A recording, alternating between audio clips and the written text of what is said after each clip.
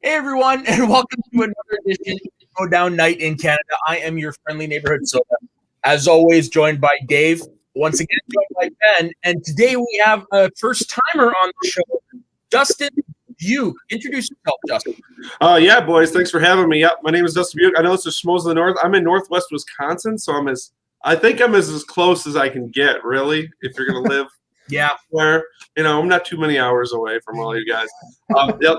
Well, just a big fan of the Schmoedown. Just kind of making my rounds on a few different shows, trying to hope to kind of be a part of this. And I'm looking forward to hanging out with you guys and talking Schmoedown. That's for sure. Well, it's good to have you. And Ben and Dave, how are you guys doing today on this Sunday? Well, for Dave, it's afternoon. So the afternoon for me is always so great because I get to sit down after my morning workout, grab a couple beers, and talk about the Schmoedown. And the Schmoedown just continues to deliver high level. Oh, this guy just continues to give us great matches to watch. So I'm excited to break it all down with you guys. Yeah, not Taco giving us the great matches. It's the Schmoedown. Oh no, never Taco, never Taco. Yeah, and we got another wannabe Canadian. Yeah. Okay, so let's just hop right into it. The first match of the week was a semifinal match for the Star Wars tournament. It was none other than the Major Thomas Harper versus last year's winner of the Star Wars tournament, Andres Ace Cabrera. Who'd you guys have going into this? I'm not gonna lie, I did have Harper because it was more of I guess a little bit of a recency bias. Nothing to take away from Ace. It's just because Harper has been playing more. That's usually what I take into account. What about you guys?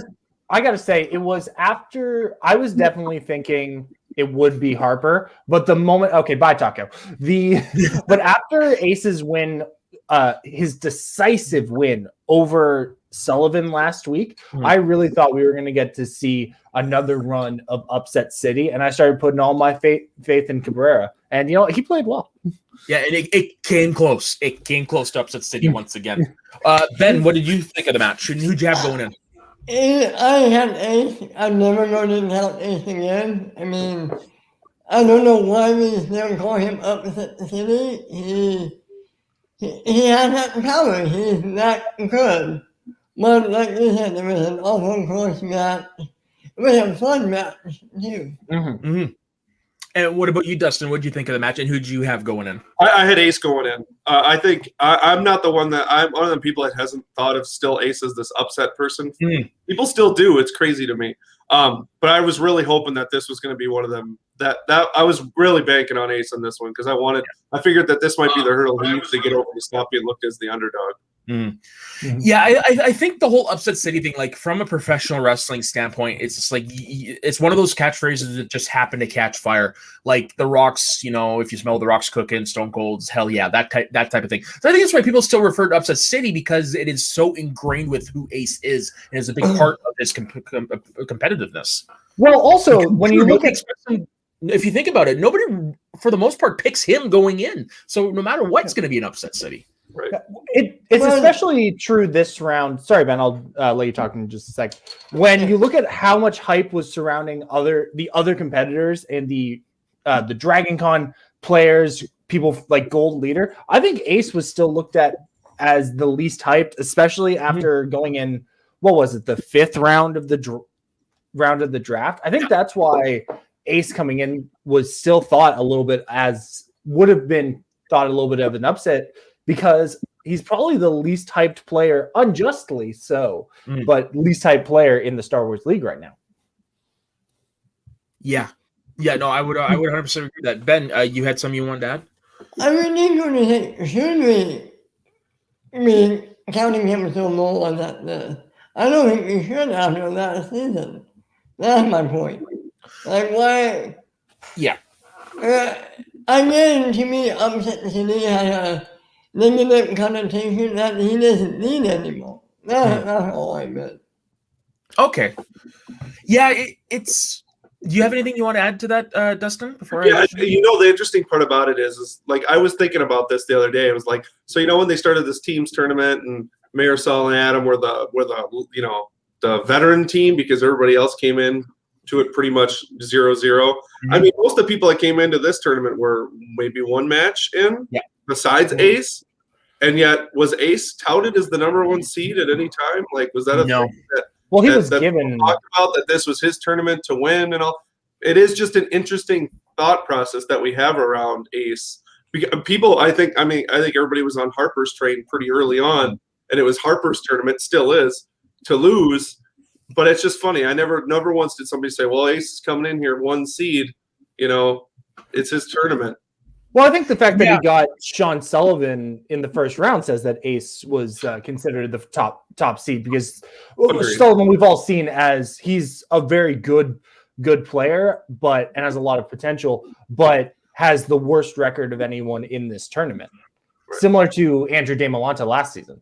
Mm-hmm. I have this actually will come into the second match, but there are two competitors this week that I think fell in the "what have you done for me lately" category. One was Ace, and the other one was Parker, which we will get into later. But it really is unfair to Ace to not talk about him in that light after what he did last year. Yeah, his title match against Damon didn't go well, but all the other matches were top notch. Like he deserves more respect, in my opinion, and I'm guilty of that myself, and I'm willing to admit that.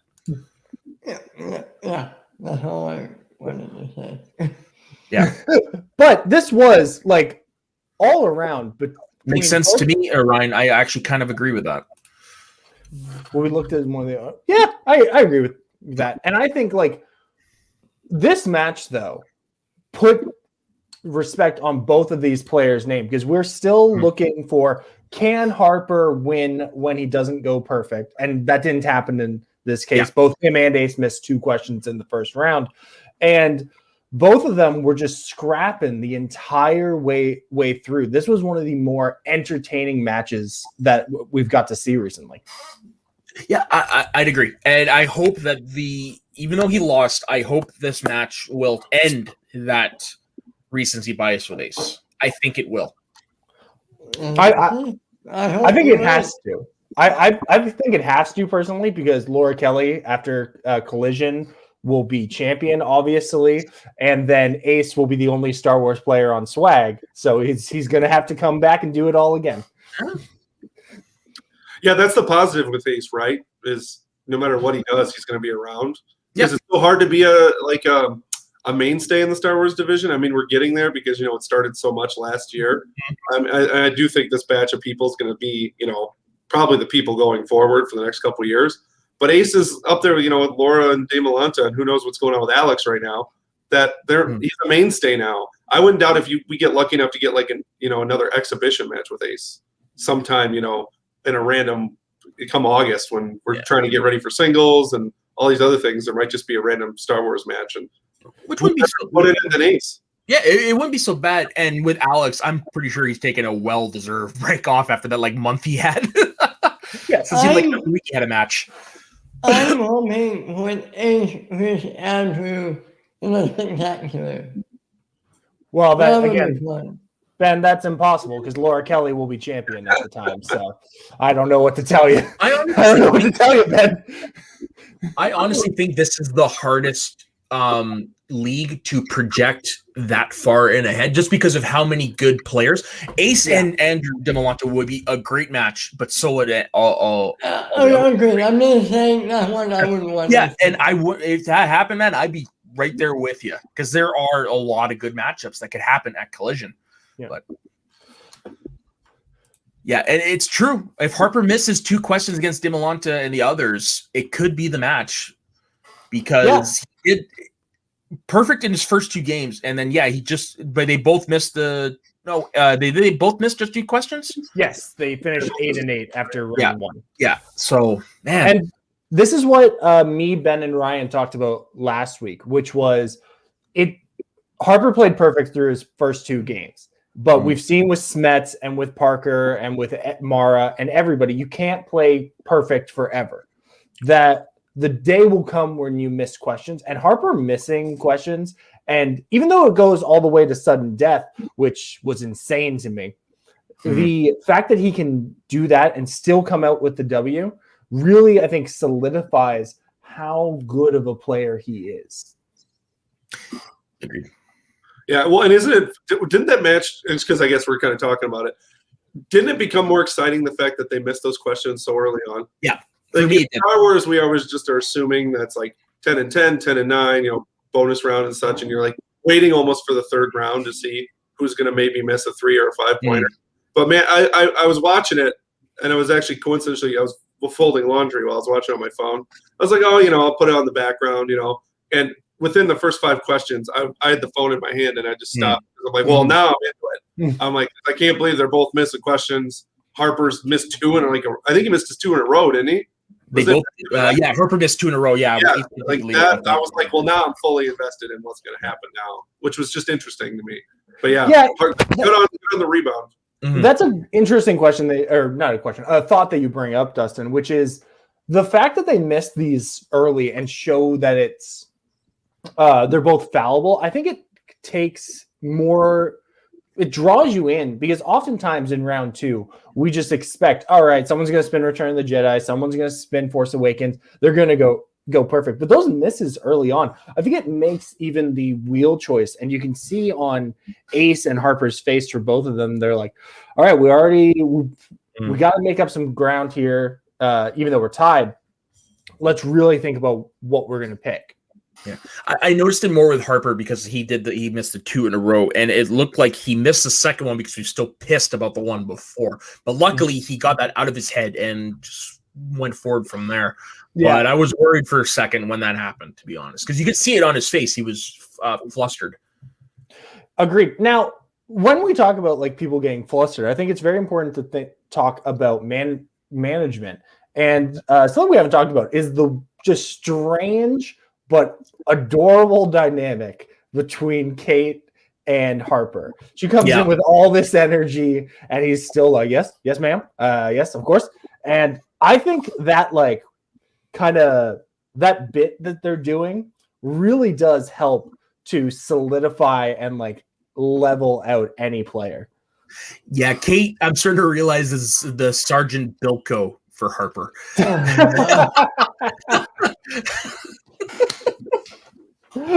That's cool. Yeah, Sergeant Kate Bilko. I'm just glad you all got it. I was a little worried about that for a second. That was a good one. That's good. Oh, fuck. All right, where do we even go from there? All I need is Kate to do the Sergeant Bilko salute, and we're good. Oh, fuck. Okay. So on to the match. Obviously, we talked about round one where everyone gets they miss those questions. Round 2, what are we going to talk about? Force Awakens, New Hope. They both go perfect, and then they both go perfect. Wait, they don't go perfect again, do they?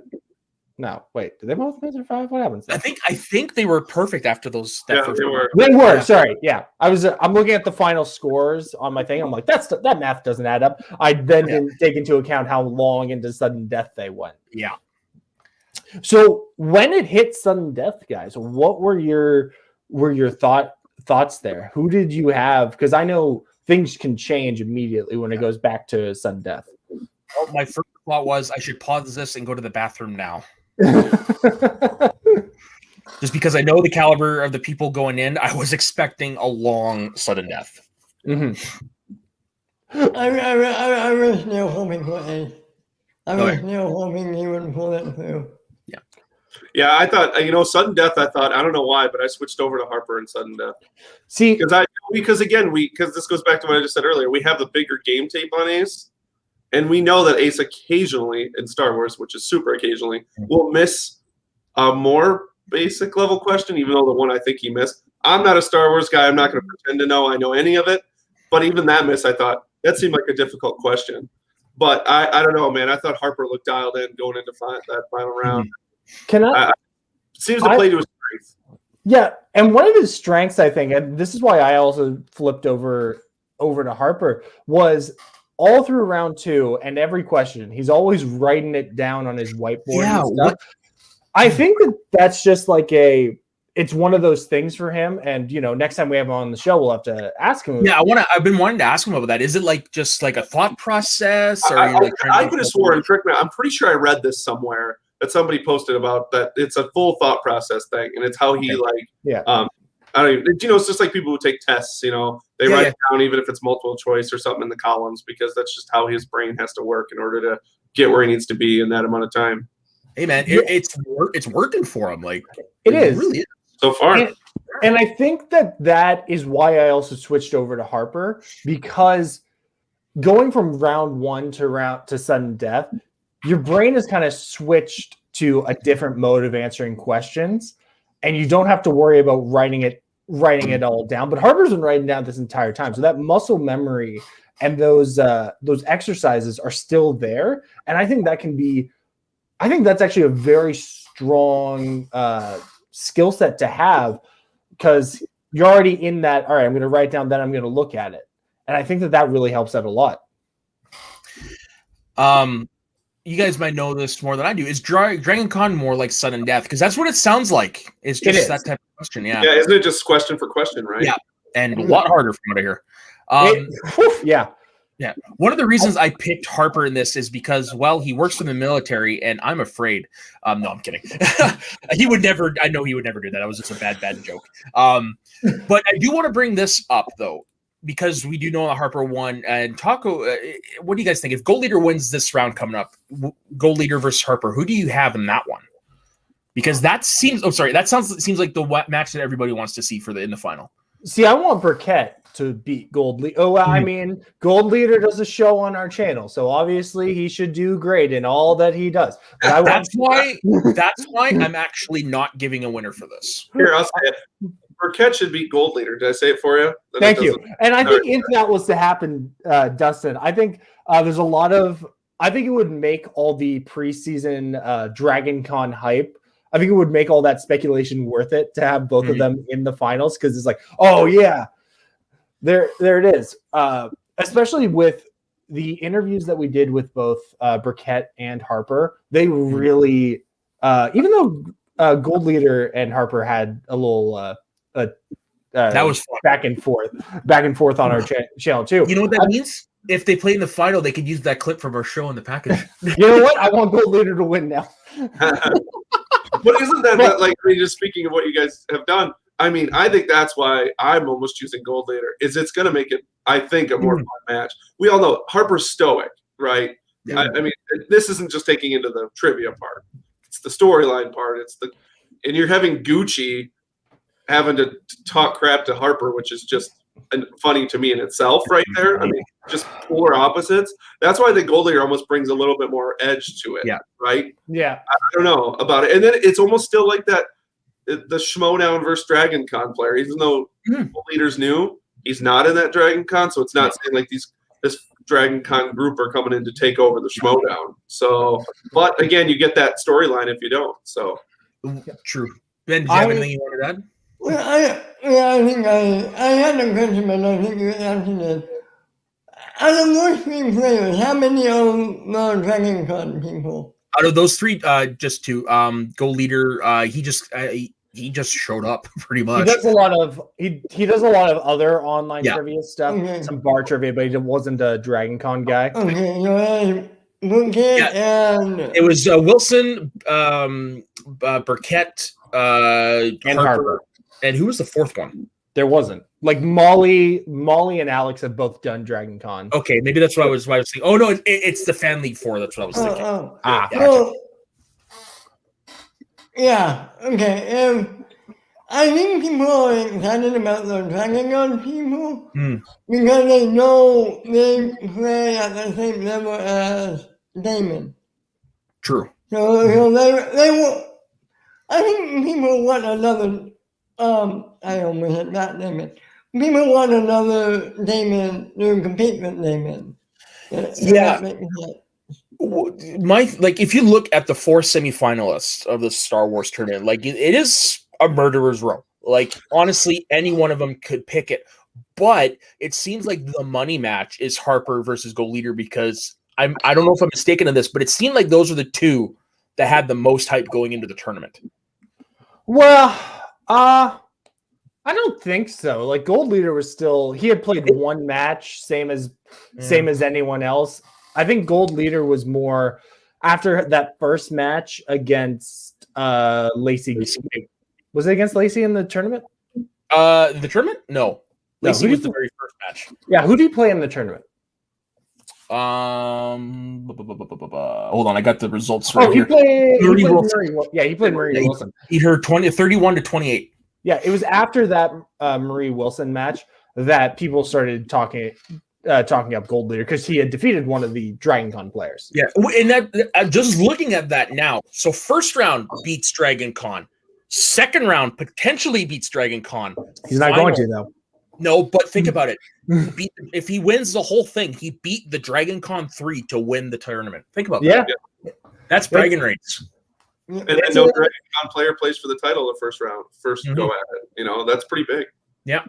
It's huge. But also, I also think I want to go with the reason why Gold Leader Gold Leader's the heel here. You know?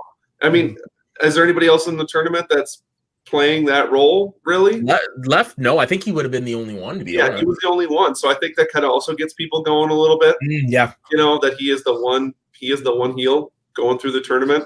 Yeah. And, you know, everybody likes to see the heel lose, but it's more fun when they keep winning and they finally go down. So yeah. Yeah, agreed. God, the Star Wars tournaments are just so much fun now. So much. It is so much fun, right? Yeah.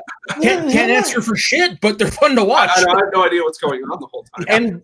And like I brought up with Ben and Ryan last week, this is also a Star Wars tournament without Joseph Scrimshaw, Andrew Damolanta, Laura Kelly, Alex Damon, Molly Damon. Like the Sean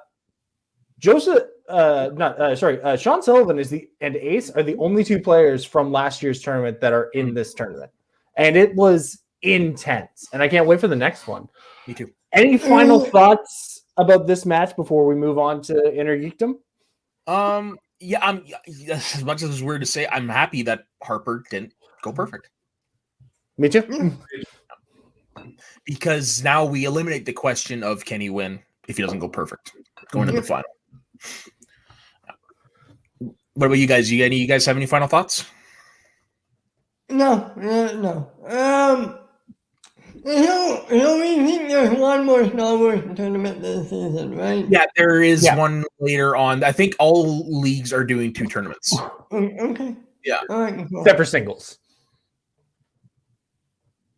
Yeah, it's true. Well, no, it was like, I guess so. It was a mini unofficial tournament. Yeah, they always do their mini tournaments. Yeah, it was an unofficial. There's we'll get into it later, but there's another one coming up. Yeah. But yeah, no. Okay, so we're gonna go into the next match, which is a rematch from last year's Inner Geekdom League. Chance the Cobra Ellison versus Robert the Spider Parker. Now, like I said, I feel like Parker fell into the same camp as Ace because he had one loss last year and he hasn't played. I looked it up. It's a year and 4 days.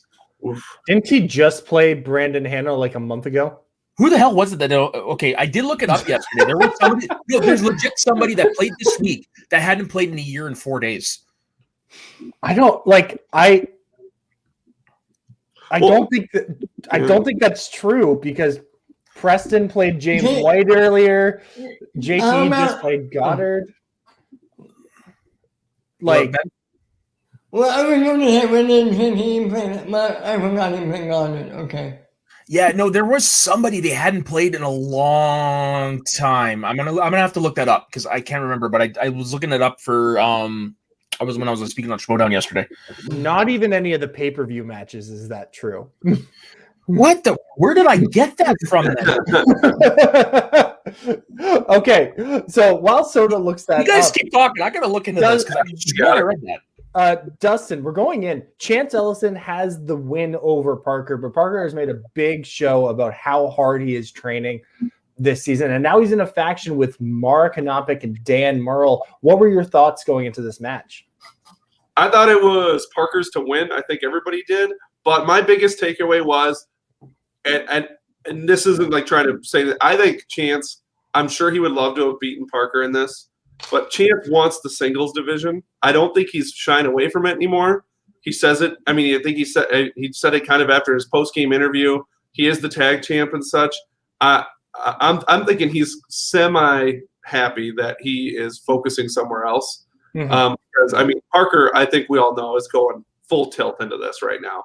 That loss last year with all the hype train, I mean, probably the biggest loss probably of last year when it comes to hype. And as much as I'm a corruption fan, don't want to show my cards too hard. We call them corruption shills on this channel. Yeah, is that it? Oops. Yeah, we have a resident corruption shill, but unfortunately he's sleeping right now. Oh, that's too bad. Me and him would have became great friends. Yeah, so I appreciate it. Thanks for having me on for this one and final time, boys, because I'm going to get kicked off because I'm a corruption shill. But I'll be honest with you, in this one though, there was I would have never put money on Chance to win this match. Mm-hmm. Parker is way too going on this. That wasn't going to happen. Speaking of which, okay, I was definitely mistaken on the dates, but Parker did go a long time between his last match of the year and the first match of this year. It was 9 months and 10 days. So I don't know where I got the year and 4. I could have sworn I read that somewhere, but no, Parker went 9 months between matches. Yeah, that's what happens when you lose early in a tournament and then you got to wait. But I agree with you, Dustin, where Chance is very focused on, he just got that title. He's about to play for the team's title right now. Mm-hmm. And like with that win over Meyer recently, he's probably like, well, he probably won't get a shot until the tournament. Yeah, because wasn't that the thing? Sorry not to interrupt you, but I know they're kind of talking like we just spoke about, like they're getting rid of this little mini tournament for the title, and then you got the Marisol line, and then there's another one going. It's like Chance, Lon, Liz, and all them. Yeah, I wouldn't be surprised if that's not like fully dealt with, and like that really just comes down more to seeding in the tournament than anything else, because when you have to get through the Bateman, Oyama, Irwin, all that stuff, when you have to get through all that, and that's at Collision, and then the Marisol versus Kevin Smith would be after Collision. So this Chance stuff is probably more for like seeding in the September tournament. That I think he is focused on trying to win. Yeah, because I think that's where his headspace is at. I think that his headspace has been in there since he beat Mike for the Inner Geekdom tournament last year. He made a Facebook post in December, which was 21 goals, singles title. And then Chandru posted under, because you won't have the Inner Geekdom title, so you'll just be able to back off from it. And I think, especially when Mike is the current Inner Geekdom champion, and if Chance got to the title, he would just have to wait. So, I think this is good for Chance all around. I did have Chance going into the match, though. It was similar to Harper, where I was like, Parker can't keep being perfect. He just played a perfect game. Can he do 2 perfect games back to back? I don't know. Yeah, again, I am guilty of this, and this week has definitely changed my opinion on the whole recency bias thing. But because Chance has been playing a lot more in the last year, it was easier for me to pick him. But I really got to stop doing that because it's twice. Well, once out of twice. Sorry. Yeah. What about you, Ben? Yeah, I mean, Parker just wanted it more. You can tell. You can tell he was hungry, and he wasn't going to let Chance meet him again. Yeah, and I got that yesterday. Like when I was on Speaking of Schmoedown yesterday, I was guest hosting, and we had Parker on as a guest, and you could tell that by talking to him. He has a chip in his shoulder. He wants to prove that last year was a fluke. Well, it's hard not to have a chip on your shoulder when you come in as the most touted rookie, lose your third match, and then don't play for the rest of the season and kind of get forgotten about. Yeah, which he did say was partially by his design. He purposely stepped away from to step back a bit from things. But it does make it hard not to go with the one who's been playing more. But goddamn, man, Parker is the real deal. Lou called it last year. And yeah, I hate to say it, but Lou's right. Parker is the real deal. Well, we all knew that coming in from his like rarely missing a question in the fan leagues. Like Parker has been. Yeah, but I didn't watch the fan leagues. That's my thing, though, right? That's true. To me, I only know Parker from this. Me too. Yeah. Well, and I know he was in the free for all, and we probably maybe got some information on him yesterday. I mean, this is his baby. This is what he's going after, right? Mm-hmm. How many people now are splitting divisions? I even like that. Yeah, great comment about Damon now. You know, Damon splitting divisions as of last year. Parker, this is his one and only. He's going for it. Mm-hmm. And that does mean a lot, I think, especially in Intergeekdom right now, personally to me. Well, I mean, you got two guys going against each other now with Parker and Chandru, who are straight Intergeekdom guys. Yes, Mike's the champ, but yeah, and I think Mike Kalinowski is the reason I can't put a lot of stock in the splitting divisions, because Mike's best accuracy through all time is the Mikey 3 belts run. Really? Yeah, because that's when he was playing first he was playing the most, and it's that thing like I was talking about with Harper, where it's not so much ring rust as much as it is keeping your mind sharp and able to answer those questions over and over and over again. Where Mike was playing, like there was a 4-month period where Mike was playing like every other week. And I think splitting divisions, I think Damon got very lucky. And I think Damon's an amazing player, obviously, and like this, nothing takes away from that. But I think if Damon was able to play more often, I think he would be better. And I think that's shown by his best title defense is at Spectacular last year against Ace last year, and that's after he was splitting divisions. Yeah, it's okay. You're not necessarily wrong about Damon playing a lot. It's just I don't want to see what happened to him a couple months ago happen, because it seemed like he was playing every week in a freaking pay-per-view. It just comes down to the fact that it's hard. We're talking a lot about Damon tonight. It's hard not to. Damon was bound to have a bad season eventually. Like that was just bound to happen. And a bad season for Damon is he had one bad Star Wars match, and there's a very good chance that he wins the Star Wars tournament coming up. And after we've seen his Intergeekdom prowess, that he wins the Intergeekdom tournament.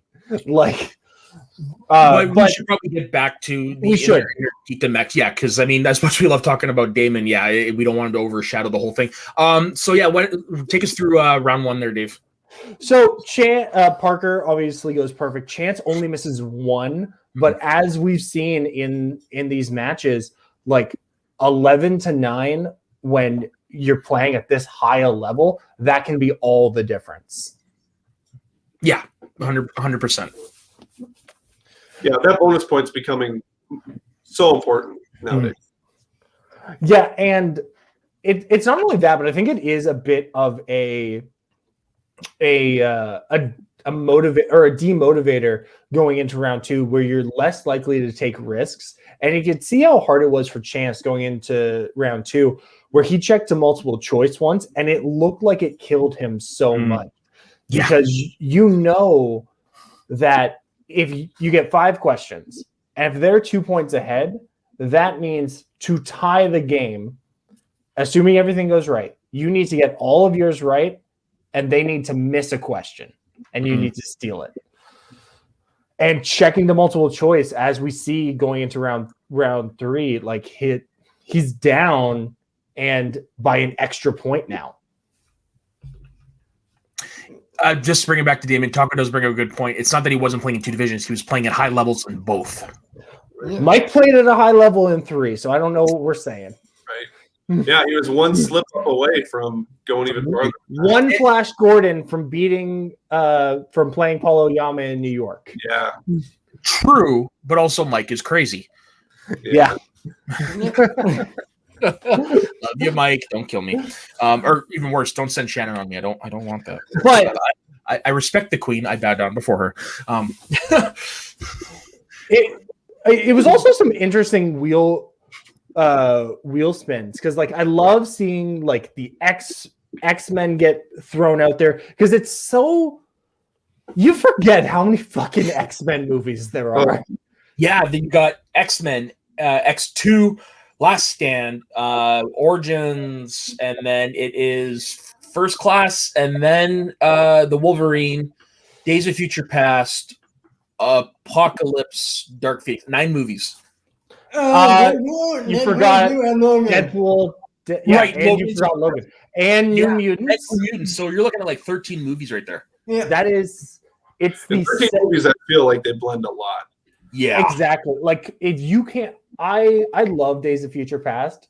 Me too. But there are often times where I think, was that scene in Days of Future Past or Apocalypse? Apocalypse, yeah. Yeah, and it's like, oh man, and 14 movies in total because they're including the Once Upon a Deadpool in there as well. That's right. Yeah, because they took out so much from the theatrical cut and they added stuff in. It was almost like it's its own different movie. I haven't seen it, but I heard it's pretty good for a PG Deadpool movie. it's not. It's And not. I didn't love. watch it. And Princess Bride is my favorite movie, so obviously I'm gonna have a soft spot for Frank Savage, but no, not a great movie. Yeah. On X-Men, I do want to say the Wolverine gets a lot of flack because of the third act. I think it's a solid film. The R-rated version of the R-rated version of way course. better. Yeah, they added the one thing that was missing, and that was the blood. But also, partner getting swashbuckling adventure movies. I feel like, and correct me if I feel like that category has come up more. I was about to say this season than ever before, but that's obvious because it's never been a category before. But it's come up a lot, whether it's round 3 questions or getting spun. It's a big category, and I'm always surprised when people just are able to ace through it because who remembers all those Zorro movies? I do. Fuck I love you. Zorro. Go fuck yourself. But if you think about it, there aren't that many franchises in the swashbuckling. I was going to say, as long as you know the Pirates and the Indiana Jones movies quite well, I mean, that's 3 or 5 questions, right? Those take up the most, and then you've also got Lone Ranger, the 2 Zorro movies, and Willow. That's it. Oof. That's a lot, but there are 5 Pirates of the Caribbean, and even more than the X-Men movies. Yeah. Those last 3 Pirates movies fucking blend together. Tell me. I wouldn't say the last 3. I'd argue the last 2. How many Pirates? This is how much. There's 5. I'm thinking 4 and 5 blend in together because 5 has the Swans come back. But 4 is definitely the one where that's the one where like, okay, did this happen to 4? Like that's the one for me. That's the weird one. See, I thought there was a 6th movie for some reason, but yeah, there's only 5. They are supposedly doing a 6th one with a reboot of sorts, but I don't think it's gonna happen. You mean there's more than one Pirates movie? Yeah, I know it. Pirates 2 is the best Pirates movie. Don't at me. I would not argue on that actually. Yeah, I agree with that. Yeah. Whoa! This is fantastic. I do. And Dead Man Tales No Tale, I think, is actually underrated. Not as good as the first ones, but I think for a 5th movie in the franchise, it's actually underrated. But getting back to the match, like we get into round 3, and it's just heartbreaking to see Chance lose it on in the 5, especially on the Rocketeer question, because the Rocketeer. That's a fucking movie and a half. Everyone go treat yourself, watch The Rocketeer. What was the question exactly? It was a year question, wasn't it? No, it was who plays the gangster. Oh, gotcha. Yeah. Also, that's a little tough, though. Oh, it's super tough. That's a tough 5-pointer. Yeah. Love that movie. Me too. Yeah. Especially because I kept thinking Val Kilmer in my head, but I'm like, that's not right. Well, my first thought was to Timothy Dalton because he is the main bad guy, but then I realized no, he's like an Errol Flynn type. He's not a gangster. Yeah. See, I had the wrong James Bond in general, and I love that movie. Nice. Timothy Dalton, underrated Bond. But I digress. For sure. Hot takes on movies on this show. It's great. It's great. It's fantastic. Rename Yeah, this. I don't know if you can tell, but I watch a lot of movies. Try to say Temple of Doom is the best Indiana. Oh no, wait, I won't say that. No, Yeah, Last okay. Crusade. Last Crusade. Like, come on. So much so the poster's on my living room wall. The actual one sheet. Yeah. You know, the one thing I was going to bring up, especially in the third round too, with Chance and Parker, is speaking of how Harper writes on his board, Parker does too. But I don't think Parker does it in any way to do. I think he's doing it to mess with people. Maybe. I mean, did you notice that the way he quickly goes board really fast? I did notice that he had to get probably told in a cutscene to stop messing with his board so much because he was flinging it around and touching it and stuff. I started to pick up that I was watching him like move his board a lot, and then it did a swipe, and then his board was gone. I did not notice. I did notice that, but I did notice that he would pick his board up really fast and during chance questions and write down the answer. That has to psych some out. That has to be in your brain when you're. I did notice that. I did notice that. Yeah, that can't fall out. I mean, you have to understand that that's happening. I can say that is a fan league behavior. Whenever I played in the fan leagues, I was just because of like internet problems and stuff. I was always writing my answers down on the board, to just in case like there was any kind of delay. I would be like, I got it. And I think that that's a learned behavior from the fan leagues as well. But I think you're right where he's immediately writing, or when he's being asked a question, he's rotating around in his hands and stuff. And I think it's also, we see a lot of players like Bibbs plays with his tiger and stuff during matches. I think it's also just a way to not have people remind you, keep your hands on screen. Sure. Yeah, that's what I was thinking it was. It was a combination of that and the whole ink. Oh shit, something happens with my camera. I want to prove that I have it. Like I thought it was a combination of the two. Right. Yeah. So Parker's playing Chandru next. Yes. And what do we think about Ben?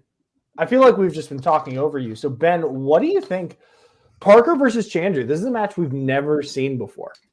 I can't wait for it. And when you call Parker a heel, when you I'd call him a tweener.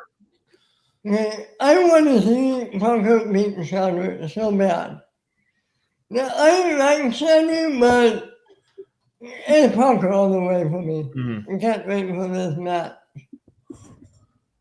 Yeah, I'm with you. I think Parker's going to take it because as much as I respect Chandru's game, he has the ability to make me dislike him. And normally I don't look at it like that, but for some reason he's good at making me not like him. So I'm going to go with Parker over that. But I wouldn't be surprised if it goes to sudden death that one.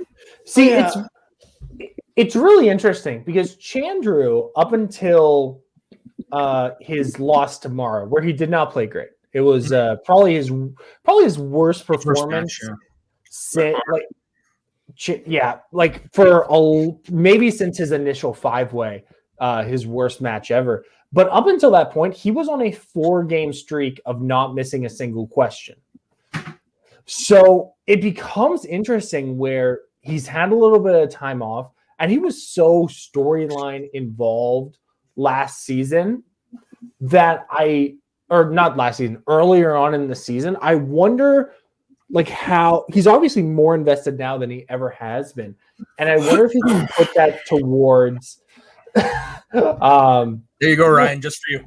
I was wondering if he can put all that energy into the correct answers. And similar to Harper, how long can Parker go perfect? Yeah. And Chandru's got a tough hill to climb after that loss.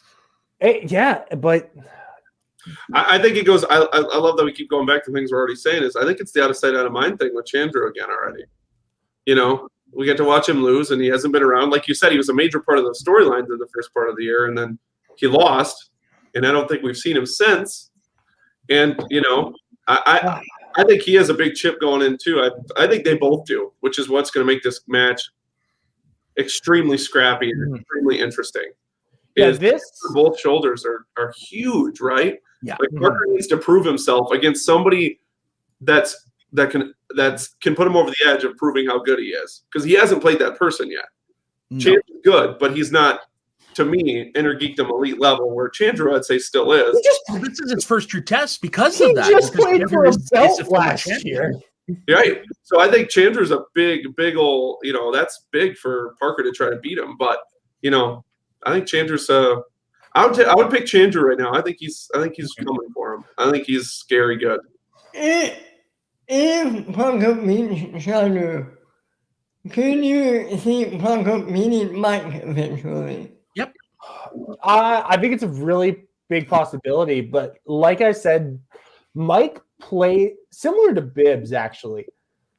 Mike plays his best, I think, when he is dedicated to studying in all aspects. And right now, with him prepping for a team's title match, and then if they win that, a team's title defense at Collision, like I think Mike is going to be extremely dangerous right now. Well, wasn't it after his Mara match he showed us that he has a new binder? Yeah, fucking God. I was okay. Well, we're longest reigning champ right there, probably. But I think I have Chandru coming into this match just because you got to miss eventually, and Chandru just had a bad match, and Chandru I don't think is the kind of player that is going to have two bad matches in a row. Yeah, what I'm curious to see is because we haven't seen Chandru in a while, I'm curious to see what his character is going to be like coming back. Because last time we saw him, he pretty much got verbally assaulted by Winston, and that was it. That's the last time we've seen him. So wasn't it? Yeah, it was. But actually, I want to play onto that a little bit. I think Chandru also might have a little bit of Dan Murrell in him, where Dan used to play his worst when he had to also be playing a character. And in the Chandru versus Mara match, Chandru had to constantly be like, oh, I don't even care, Winston, you suck, fuck you, blah, blah, blah, blah, blah. And maybe that played a little bit into it. And now that he's back on game and on side with Winston, maybe that distraction isn't there, and we see the Chandru of last season coming out. Yeah, I was going to go to you took the words right out of my mouth. That's where I'm at too. Is I think Chandru comes out guns blazing on the whole. Hey, I'm an asshole, but I'm really smart, and I'm going to try to beat you in this game. And what a better person to go against than Parker and his manager. There's not going to be verbal jabs back and forth. So I think to me this plays perfectly into Chandru's bag right now. I think because Parker is cocky, arrogant, where Chandru is just, hey, I'm better than you, and I know it. I think that is man. I don't get this excited for Inner Geekdom matches all that often, but this is going to be some fun stuff. I think. Yeah, it's like what really gets me going. Besides, two great competitors going, is the story going in, and you can. I recommend going catching that segment of Speaking Schmoedown because Parker does talk about Chandru. So definitely keep an eye out on our Twitter page. I will definitely share that video when Jay crops it out. But he does talk about going in it and how he really wants to beat Chandru. He just wants to beat him. Yeah. All right. Any final thoughts about this match before we move on to JTE versus Paul Preston? None for me. So JTE, we don't talk about cutscenes nearly that don't have massive bearing on the story here enough. But how great was JTE calling up Kate thinking it was a McDonald's? Oh. I definitely wondered what the hell was going on. It literally took me a full minute to wonder what the hell was going on. Is this a bit? And it was this is great. You gotta love JTE. He made adding him a little makes everything better. Mm-hmm. You don't know what you got till it's gone. That's JT in a nutshell right there. Ever since he's been back, it's kind of spectacular. It's so fun. Honestly, it kind of reminded me of a failed version of what Dan and Bateman were trying to do. Very much, you see a heel do that, you expect him to fail, and it didn't go quite well, and that's what made it entertaining for me. It had the typical the heel getting one up. It was too funny. But I'm glad he's back. I really, really am. JT is so fantastic back, and him back with Gucci is just fantastic. And I had forgotten until they brought it up. And Gucci was like, "Hey, you're here with Roca playing for the belt. You're one of the greatest teams players of all time." Snyder knows that. Roca knows that. Hey, I played for a team's belt once, but then they made us wait 5 months and I lost. I was like, holy shit, that's right. Tom Agnino was once the number 1 team's contender. That's man, how things have changed. Yeah. What a different world we lived in. And the fact that JT is playing as well as he is. Yeah. I mean, if JT he should be one of the main storylines coming out of this year of the Schmoedown so far, halfway in. I think it is. I mean, he's playing. I mean, I'm sure you're gonna. I'm not gonna steal any thunder here, so feel free to continue on your match review. But I mean, that's what I'm sure we're gonna speak about is how well GT is playing. Don't be surprised if he's comeback player of the year this year again. Yeah. Yeah, it's hard. Well, how do you evaluate comeback player of the year after you've had a year off? Right? Because if Parker wins a belt, there's a good argument for him to win comeback player of the year. Look at us in June talking about the Schmoedown Awards. Yeah.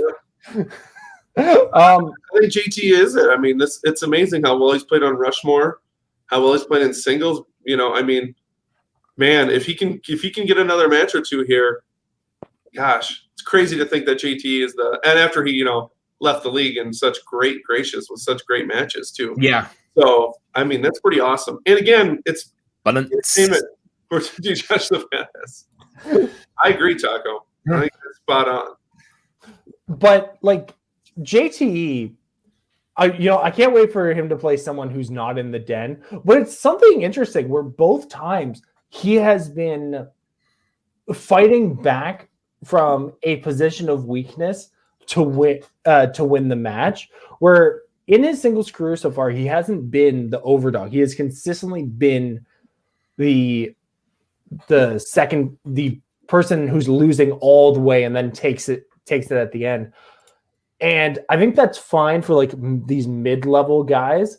But when he starts going up against he's probably going to soon be playing someone like Oyama or Lon or someone like that who will probably not fumble the ball at the end. Mm-hmm. Well, isn't the rumor that he's playing Snyder or Liz? That's what I've read a couple times. I don't know if I've said that somewhere. I know it's hard to keep up with all the many places everybody hears things. But I've heard a few times that Snyder and Liz are having a match, and that's the next maybe step for JT. Mm-hmm. So I mean, I think that's a step up in the tier. Yeah, it definitely is. JT though, he's so great just as a character, but also Paul Preston. How great is Paul? I want to get into that because I'm heartbroken for Preston after this loss. Yeah. This is the best game he's ever played. He missed one question, and it was the last question. Yeah. And a hard question. It's like Ellis said, the movie guys, Paul Preston and Adam Witt, their legacy in the Schmoedown is playing so good. And then just Charlie Brown, Lucy pulls the ball away at the very end. Yeah, that's it. And it doesn't help they're the two most likable humans on the planet. Oh, it just crushes you when you watch Paul. Yeah. You're just how can you not like this guy? He's just such a great guy. And then he loses, and you're like, oh Jesus! And how great was Preston? The first 15 seconds of his conference with Kate takes out his phone and is like, "Hey, that was good." So I don't want these yahoos to hear what we're talking about. That I know everybody says they want perhaps be Patriots or one of those teams reunited down the line. I want the movie guys back together. I really do. I think it has to come at some point. Yeah, and truthfully, I think the movie guys would do well under Kaiser. Yeah, that is the problem, isn't it? Mm-hmm. It's the fact that I don't think Paul Preston. I think the movie guys fits in very well in the dungeon, but I don't think Paul Preston, the singles player, has a place in the dungeon, and that's the problem. I guess that is tough, isn't it? And he seems pretty all in with Kate now this year too. Yeah, I mean they have quite the connection them with Goddard of trying to carry that super underdog faction, Mhm. but it's just not working. And everybody wants it to work, and it's just not working. And I don't know what you can do differently because Preston even said it in the pregame Nerd Chronic thing where it's like, it had to come to me this year. And finally, I've been getting by with what I knew before this, but now I actually started studying. I put it in the work. And that was very clear in his match against James White earlier. And Preston is trying so hard now that you just want the guy to succeed. Yep. Agreed. And that's what it was, this heartbreaking, because you know how talented he is. You know how dedicated he is, especially this year after talking to him a few weeks ago. But it's just the fact, it's like Janine, man. The guy can't buy a fucking break. You can't. Yeah. A few people in the league that just don't get breaks, and you just Janine and Preston, I think, are the two that are not it's not going their way. But I can see Janine turning around, and I have a good feeling it's going to happen to the other two eventually. Because you can't play consistently that good and not finally go on a run. Right. You can't. You can't. Now, the thing sorry, go ahead, Ben. Well, I really agree with you. They have to start winning at some point, right? Yeah. Yeah, exactly. So it's just that line too. It's like, so who does Paul play next? He must have to play somebody that's a little, on the tier that's almost even below him or on that tier. Mm-hmm. And he wins that match, most likely. Then he jumps back up to this next tier. And that's where he just can't get the win. So it's almost like, he said it right in the match. He didn't want to be the 500 player, but when you're a 500 player, that is what happens, right? Yeah. At some point, just like Janine's a perfect example. It has to break your way. It just has to. But eventually, at some point, right now it's not, which is too. But again, and this was the best shot for Preston to do it. Like I said, perfect until the 5-pointer. Yeah, and JT, gosh, I thought, because we've all seen the wheels fall off the bus on JT a few times. Yeah. I was like, oh no, here it comes. It's about time. But then he came back, and that's just gosh, he's playing so well. Yeah, and I don't know about you, Ben, but that's what impressed me most about JT's game coming into this is he's different. He doesn't let those things get to him like he did in his last run. Yeah, he's having fun. Yeah. He's going in there to have fun. And truthfully, I think that's what's different about these teams. They're all having fun. Yeah, Preston versus Jericho, make it happen. I still want that Jericho AEW entrance. You got to give that to me at some point. And of course, the notes guy had to take off for a little bit. But yeah, let's just hop into the first round. Preston went perfect. GT, you got to refresh my memory because I watched this like 1 o'clock in the morning. 6 of 8, I thought. Yeah, because he missed a couple early. Welcome back. Just as we're about to get into the match. Round 1, man. Round 1. Round 1. Preston goes perfect, 8 for 8, and the bonus. JT misses two pretty hard questions, but it's bound to happen. Mm-hmm. I agree. And now we're into round 2. No, round 2 was very interesting for me because that's where you get Gucci being the most Gucci-rific that he possibly could be, where he's talking all his stuff. And I was surprised to see Halle Berry picked up as a category when there's a lot more things on the wheel that I think JTE was more inclined for, like directors, action adventures, as stuff like that. I'm sorry, I'm looking at the wheel right now. But Halle Berry is also one of those things that I can't think of another time it's been spun. That's what I was about to say. So it was in a way it was smart for him to choose Halle Berry because of that, and so the questions right now are going to be more broader. Smart strategy, in my opinion. Mm-hmm. The first time taking an actor category is you almost have to do it every time, right? Yeah, I was surprised though by the deepness of some of these questions, specifically the what was Catwoman's name in Catwoman? Yeah, because most people that's an Inner Geekdom round 1 question. But in singles, that's much harder because most people think, oh, Selena Kyle, obviously, but that movie's terrible. So obviously her name's not Selena Kyle. It's Patience Phillips. Yeah. That one I knew, never seen the movie, but I'm like, yeah, that one I knew because it's the only one that's never appeared anywhere else. Mm-hmm. But then also like questions about like where did she make her directorial debut, or not directorial, where did she make her debut with Spike Lee? Jungle Fever, baby. Also, I forgot that Halle Berry was in the Flintstones. Yeah, that was the first movie I saw her in. And even at 7 years old, I'm like, hello. Something has changed inside Soda. Yeah. I started early. Oh, no, a very attractive woman in a leather, like you're 7 years old. What do you know? Have you felt it? There's been an awakening. All of a sudden, my voice dropped. But that's why I can't grow a beard. I started early. No, but yeah, no, that is the first time I saw her in. But yeah, it was a good diverse mix of questions in here because she had. You do know her, all joking aside, like you do know her mostly as a good Oscar-winning actress and a very, she did those type of roles. But you got to remember, she has a long credit history too. Like she's been in some really good movies. Yeah. But then Paul Preston also, like he does very well in new releases. And new releases is one of those categories that especially now, I think everyone should be grabbing because there's only like 10 movies. Yeah. I thought that recently too, because wasn't it just on another match? Wasn't it another match this weekend had new releases, didn't it? I think it was in the pay-per-view. Yeah. Okay. Yeah. And I thought that with the Preston match, and then I was watching the pay-per-view, I'm like, this is like almost must go after category if you're watching any movies that are coming out right now. Because as long as you kind of know the movie that's coming out, it's fresh in your brain. I mean, it's a very relatively of the list of categories out there. It's a relatively easier category to take.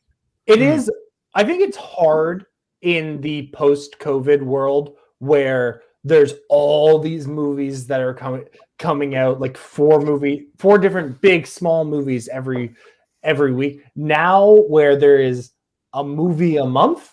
Right. I think it's a lot easier of a category because it's just like, all right, who were the stars of King Kong versus Godzilla? All right, got it. Right. I agree with you guys, but don't forget, in the last new releases, I believe in the last 18 months. Yeah. So it's 2019 movies, 2020 movies. Well, yeah, no, the last up to so the earliest movie you could do is November 2019. Yeah, Okay, so like, but still, that's not that many movies. That's for the most part movies but that Dave, were nominated. you're thinking movies that come in theater and are big movies. You got to remember, there's a lot of movies now that are just going straight to the band that can be in there, and then there's also video. Yeah. I'm surprised that they've even threw in like video on demand movies. Period. That they would have to do. No, because Christian has said several times that like Netflix movies and stuff, they don't always count.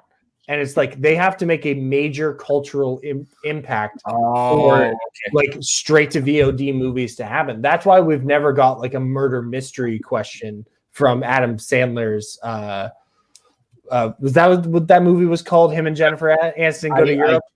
Don't remember.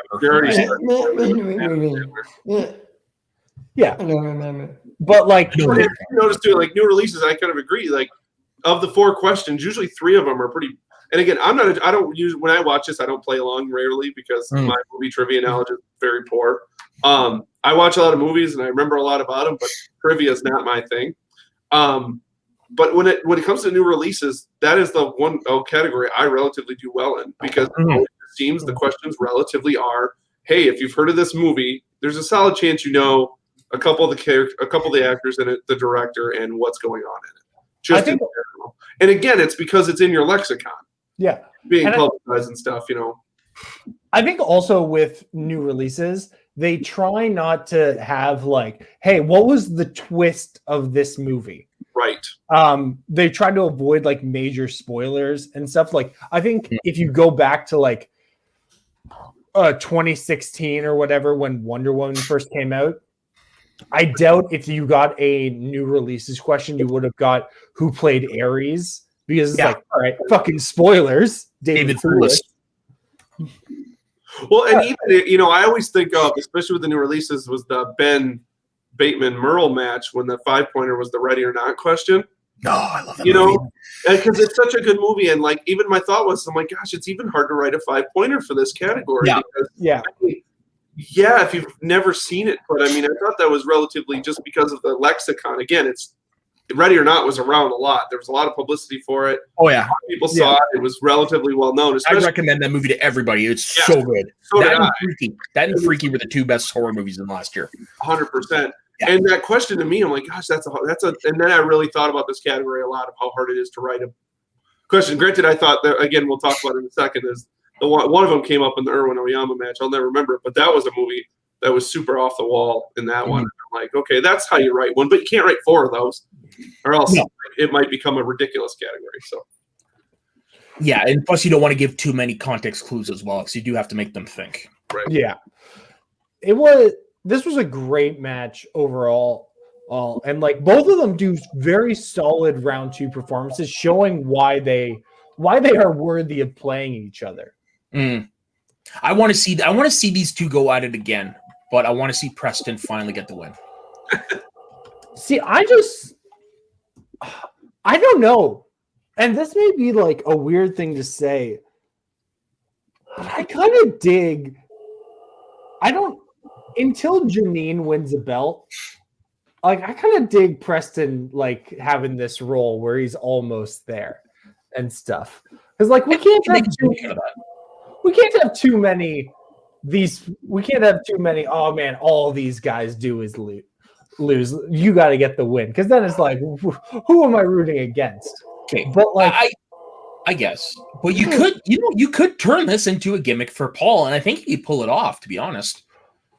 He would. Well, it'd be easier to do in a scripted world, to be honest. Right. But because who knows, he does the gimmick and then he wins the next match. Well, there goes the gimmick. Well, right. And I mean, JTE's done it. What's he, 11-10 now? Yeah, well, and it's true. He went on that 1 year where he just couldn't win. Yeah, and then there was the 1 year he couldn't lose. So it kind of who knows, Paul? That could be Paul. The league needs mid carders. I mean, it just does.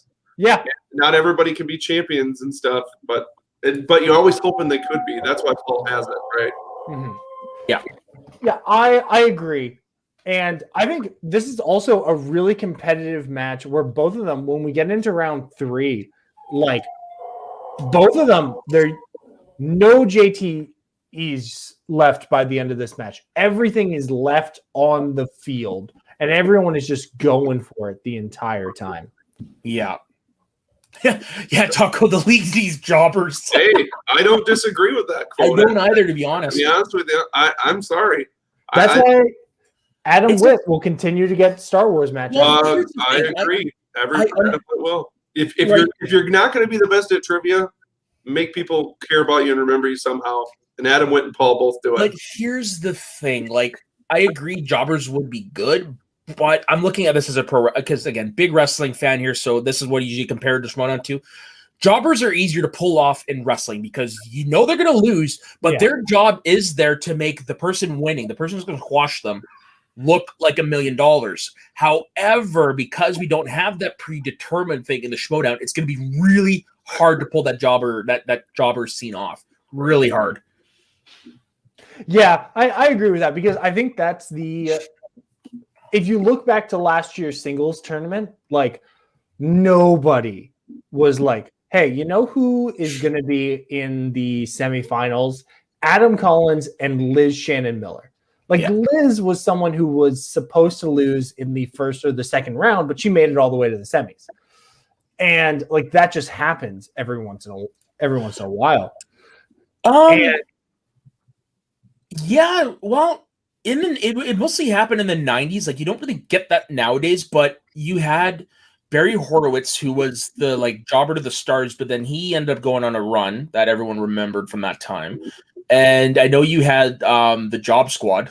That was actually their name, the Job Squad. The Hardys started off as jobbers. Like a lot of those guys started off as jobbers, so there are quite a few that actually made a good. Especially in the mid '90s. Mick Foley started off as a jobber in the early '80s for the WWE. So a lot of jobbers have gone on to do good things. Yeah, and Paul Preston, I wouldn't even call him that because I think he's someone who I think he's got a deep tournament run in him. That's all he needs. Because he's like the Outsiders obviously lost their first match, and what really got me was Steph Sabra saying, talking about like you didn't win at all in 2020, and then you got your first win against James White, and it's like, oh, fuck, that's so true. So he's got one win, and like he only had one win in 2019. Or 2 wins in 2019, but he is still one of those guys that we think of as being just so knowledgeable and so excellent that I think, as much as I love him with Kate, maybe new management is where Paul Preston needs to be looking. Maybe. Like I think he could do really well under Roxy or not Shannon. I don't think him and Shannon would fit at all. No. Not Winston either. I think him. I still say it's Kaiser is the best fit outside of Kate, in my opinion.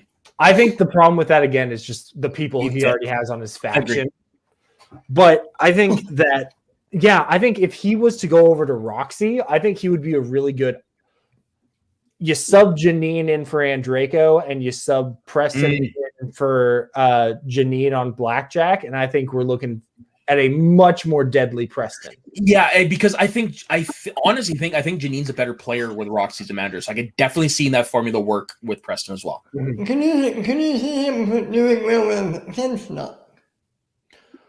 If he was a heel, yes. Ben, actually, he is a heel. Is he? Yeah, he is, and I remember Christian talking about this during the movie guides days, where Adam Wood and Paul Preston were kind of upset that they weren't nominated for heel team of the year because they're like, we put a lot of effort into being douchebags. Yeah, at that time, but I'm talking about them now. I think he still is with the like slam and the desk, the board on the thing. I think it's a more subtle heel than anything. But I don't think Paul Preston. I'm looking at him more as like an Austin sort of thing. Like Austin was a heel through and through, but people cheered him. Paul Preston, I don't think has ever said anything nice about anyone in the league. I guess. It's extremely cocky too. Yeah, and I think what's the face? Yeah. Yeah. I think Witt is a heel that we love that we just love. He's just so lovable. I don't know. I haven't seen any heel tendencies in him personally. Are you? In Star Wars, I can't say I've seen any heel tendencies since he first broke away from Paul. Okay, that's a different. Okay, let me phrase that. Since the beginning when he broke away from Paul, because he's definitely doing stuff then. I don't know. I think you're drawing far too much on the Northern Consultations me and you did with him, where he just had us dying. Like maybe in the matches, I think he's definitely a heel. But Paul Preston, but JTE, and we're running a little bit long, so we're gonna try and wrap it up pretty soon. Who do we like? JTE, obviously, we have all this ideas of. There's Liz, there's potentially Lon or Chance, there's Snyder. But where do we see Paul Preston going from here? Into the tournament. Yeah, he might not have a match till tournament. Yeah. Is Adam with playing? I forget.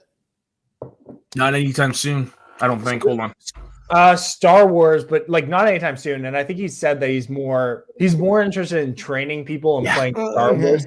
It sounds like that's where his passion is now, to be honest. And when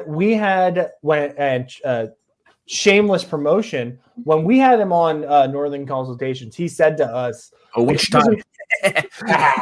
he doesn't have an interest in playing. He doesn't have any like singles aspirations. He would love to play teams and stuff, and he loves Star Wars. But he also said he's really enjoying just being a part of a faction. Yeah, you can tell he's having a lot of fun doing that for sure. And I honestly, if things don't work out for Paul in the league, I can see him transitioning to that type of thing too. Paul would make a great manager, I think. He would. I think he would. But I don't want to see it. It's similar to Andrew Guy, where I love him on the desk, but I also would love to see him playing again. I don't know that I could go without seeing Paul. See, the thing is with Guy, though, this is leading to his return to the ring. I just have a feeling about that. When Studio comes back, he's going to make a return to the ring because he's made it known he does not like performing in the digital era. I think. I think Guy should be used. And Guy should be used just like Brock Lesnar is.